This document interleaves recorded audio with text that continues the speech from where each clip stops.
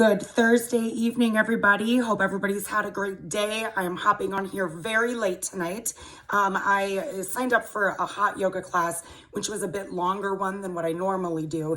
So that's why I'm on here late and kind of looking like a hot mess. But anyway, it's good to see everybody. And I just wanted to touch on this, on this topic that we have this evening of accepting the past. So the whole point of me kind of, focusing 1 week on accepting the past and then next week on the future is because it's a new year. And not only is it a new year, it's a new decade. And one of the things that I think is really important this time of year when we're all trying to make resolutions or we're like, this is the year I'm going to do that thing, right? There were some things I was thinking about, 5 things that I believe that we need to let go of in order to face forward. The 5th thing is what I'm really going to talk about tonight, but letting go is it goes hand in hand with acceptance. Okay. So the first thing that I believe that we need to let go of is taking things personally. All right. Taking things personally, let that go. So number 2, let go of what other people think. That's a hard one. Do you know they say in business, for example, it's like a business law or something, that 10% of people who see what you're selling, okay, 10% don't really care. 80% just kind of, they're just like, oh, whatever. They don't engage with it. And the other 10%, am I doing my math right? Yes. The other 10% is like all in your corner. And your zone of genius, whatever it is you're selling is what they want, right? Well, think about that in life, all right? You got 10% of people in your life that absolutely love who you are and what you have to offer. So let go of what others think and also let go of trying to be something that you're not. It's number 3. Number 4, let go of the need to be perfect. All right. Perfect people aren't even that fun. Does anybody really know anybody that's perfect? I don't know. I know some people that I think come pretty close, but, and they are great people, but nobody's perfect. Let go of that need to be perfect. All right. You're going to mess up. You're going to be late. You're going to not do something. You're going to make poor choices. Let go of it. All right. The 5th thing, and this is what I want to focus on because I think it's really important. Let go of the not yet. Okay, that's very powerful. I believe that living in the present and how quickly time goes, it is so important for us to do the thing now that we want to do, that is good for us to do. Don't push it off, all right? And here's why. I'm just going to share a little bit of my story. I have said before, I can't go in too deeply into this yet, but I want to share a bit of it. I was reflecting over what all I've done in the past decade, right? Because we're into a new decade in 2020.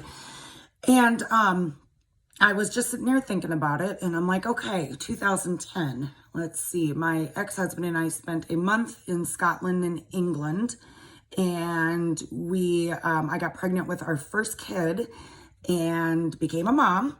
Okay. I closed my first music studio to be a mom. I got pregnant with my second daughter, had my second kid. I ended up getting a divorce and left everyone and everything that I ever knew in the town I was in, my support system, my friends, my house that I absolutely loved, my marriage, all of that. I left that and moved to Madison, okay, in 2015.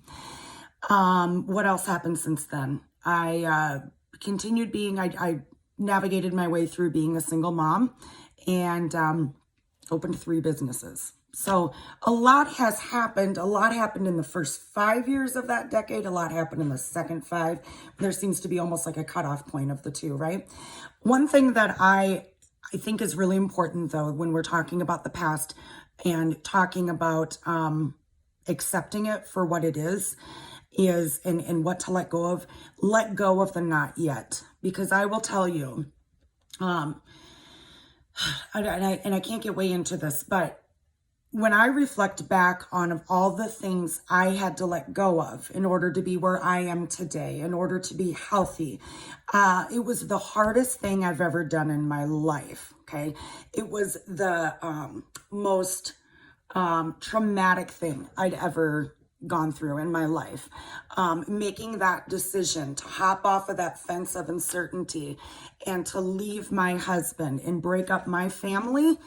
After sitting on a fence thinking about it for 4 years, knowing that I really needed to do it, I had no choice. I can tell you that. I had no choice. I had to go. But that did not take away fear and uncertainty. It was the scariest shit I've ever gone through. Okay, I was a stay-at-home mom, completely dependent on my then husband, of 2 little kids, ages 2 and 4. I had a wonderful, tight group of mommy friends who I was raising my kids with. My ex was like almost always at work, that I was raising my kids with, and who I was very, very close with, close-knit. I loved my community. I loved my house. I loved my life. But at the same time, I had to leave. I didn't have a choice. When I actually left, you guys, that is the biggest letting go that I've ever had to do in my life. I had to let go of my home, my safe haven. I had to let go of my ex-husband. I had to let go of the entire, dream that I had and of raising my children. And you get married, you don't think you're going to get a divorce. You don't go into marriage thinking that, right? I had to let go of, I had to put my kids through breaking up my family, and I knew it was my only choice. I finally got to the point I knew that was the only choice, okay, for me and for the kids and for all of us. But that was a huge decision. And then I also, in letting go, I let go of everything that was normal in my life, everything that was familiar, let me say. My home, my community, my friends. Now, I only moved like 30 minutes away, but when you've got little kids and you got a tight community you're in, you don't still get together with these people. I also let go a lot of friendships. I had to let go of my extended my in-laws, right? I still talk with them. They're wonderful people, but I was letting go of so many people when I went through my divorce, and so many comforts. I didn't know what was going to happen to me financially. I didn't know what was going to happen to me. I didn't really know what was going to happen. I knew where I was going to live. I knew that I was going to be living right across the street from my mom, thank God.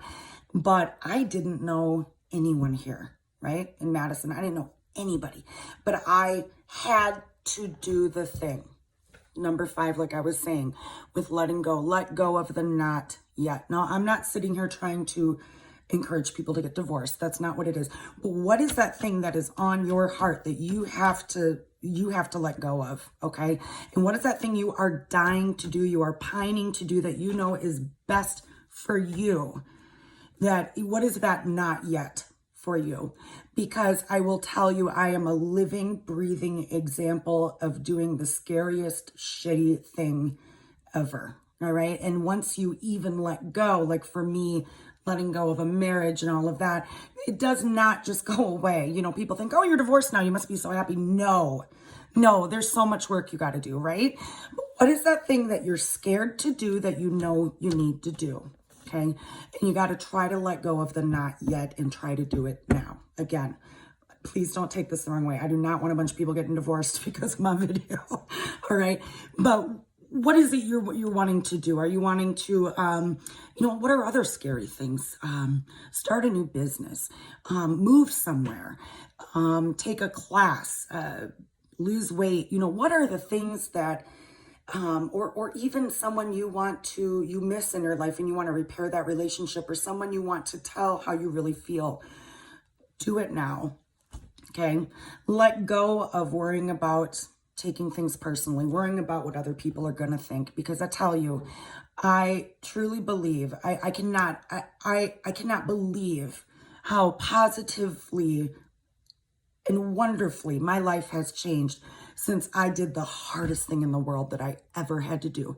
And I did not know what was going to happen. I did not know what the future held for me, but I knew I had to take a chance and I had to let go, right? Since then, you guys, I've never been happier. It did not happen overnight. I would say it's taken me 4 years really post moving out to really figure out who I am. But because I let go of that, it opened up my life, my mind, and my focus to the present, what I want to do now, and what my goals are for the future. If I wouldn't have let go, I would not be what I'm doing. As happy as I am now, as healthy and fulfilled as I am now, with my self-esteem back and a drive for life that was so dying back then. I would not be there if I hadn't let go. So I just encourage you, I know that was super intense. Thank you for listening, but I encourage you to think about, letting go of those 5 things I mentioned, but also what's the not yet thing. Okay. And remember the quote, like Rachel Hollis said at the end of her quote, she said, "You don't have control over what happened to you, but you do have control over what happens next." I believe in each and every one of you. All right. And that is all I got for you tonight. I hope that served you in some way. Have a great rest of your night, guys. Bye.